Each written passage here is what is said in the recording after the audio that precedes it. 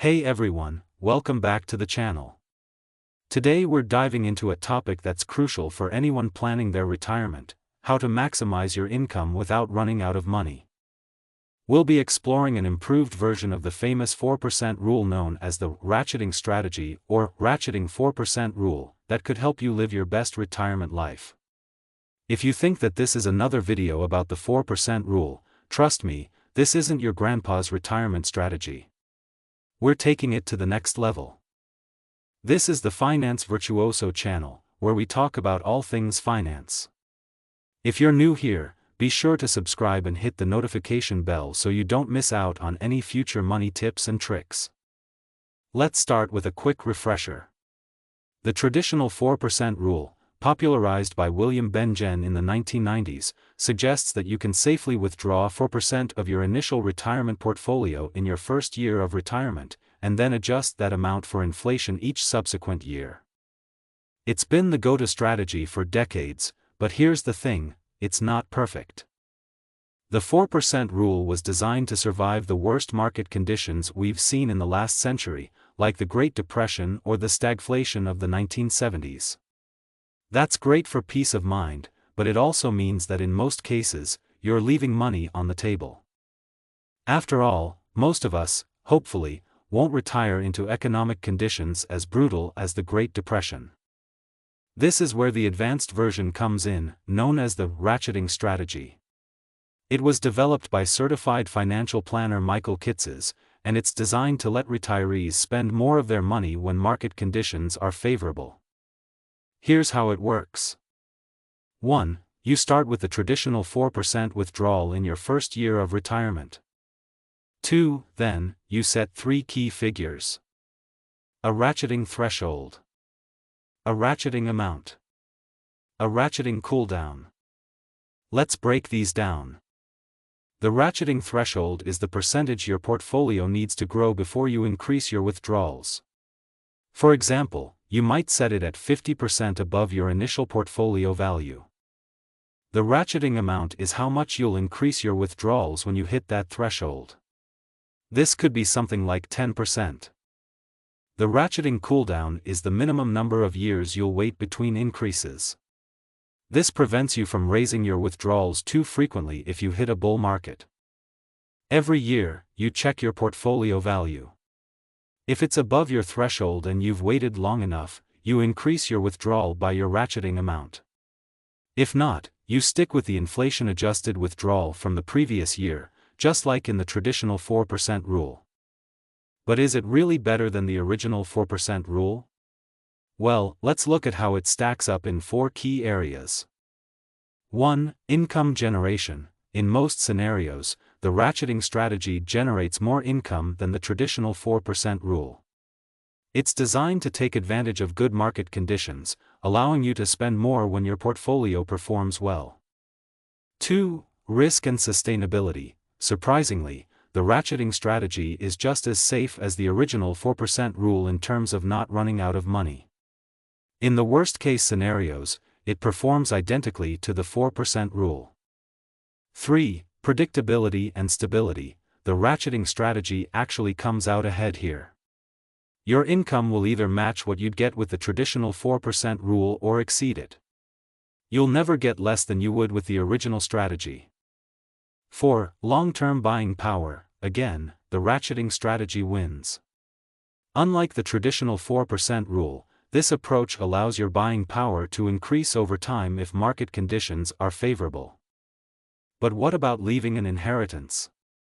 Won't you have less money left over with this strategy? You probably will. But here's my take on that: unless leaving a large inheritance is a top priority for you, it's better to enjoy your money while you're alive and healthy enough to do so.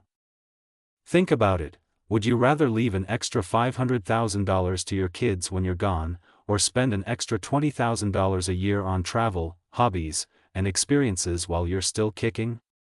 For most people, I'd argue the latter is more appealing. But here's where I want to inject my own perspective. While the ratcheting strategy is great, I think we can take it even further. Here's my proposal: the flex and reset approach. The idea is to combine the ratcheting strategy with periodic portfolio resets. Here's how it would work.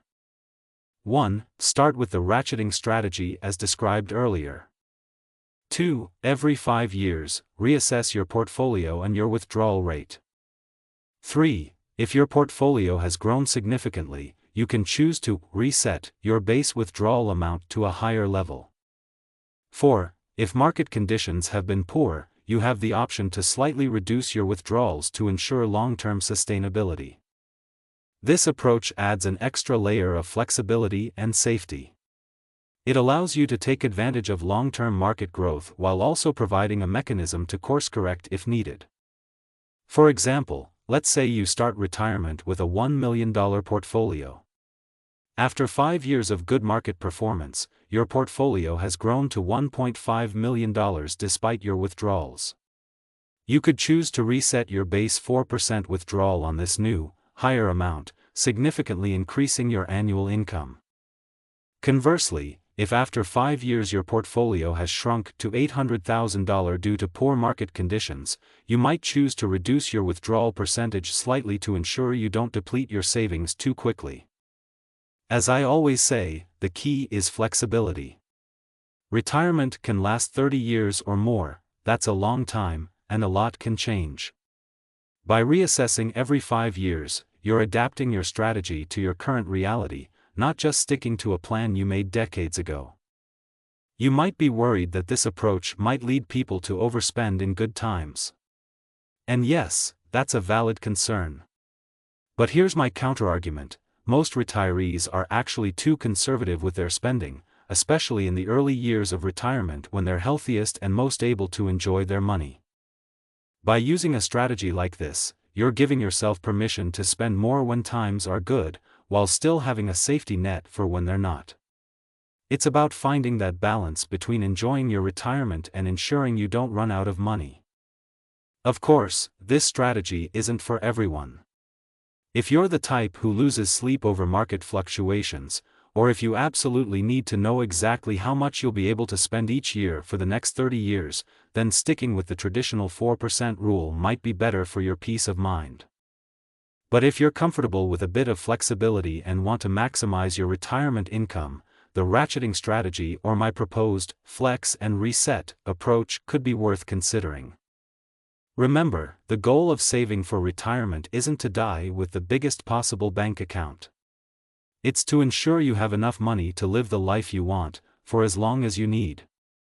These strategies are tools to help you do just that. Before we wrap up, I want to emphasize that while these strategies are based on historical data and sound financial principles, they're not guarantees. The future could always be different from the past, and it's always a good idea to consult with a financial advisor who knows your specific situation before making major changes to your retirement plan. So, what do you think? Would you consider using the ratcheting strategy or something like the flex and reset approach in your retirement? Let me know in the comments below. And hey, if you found this video helpful, don't forget to hit that like button and subscribe for more content on making the most of your money. Until next time, here's to a rich life and a comfortable retirement.